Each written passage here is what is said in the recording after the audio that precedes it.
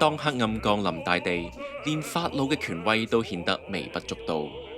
王子奧斯利爹為咗一段藏喺陰影下嘅禁忌之戀，選擇對抗摩西不可動搖嘅力量，但挑戰上帝僕人必將付出慘痛嘅代價。Mose in Egypto 係意大利作曲家羅西尼以出埃及記為題材而創作嘅歌劇，故事從絕望嘅祈禱到自由嘅彼岸，見證波濤分開嘅神蹟。非凡美樂特別為高中生將歌劇裏面精彩嘅樂段重新編排成約90分鐘嘅濃縮版，讓年輕嘅觀眾輕鬆走入歌劇嘅世界。今次嘅歌劇將會以原文意大利文演唱，並附有中英文嘅字幕。另外設有粵語嘅旁述，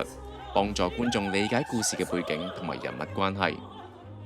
有興趣嘅觀眾就記得要留意非凡美樂嘅網頁啦。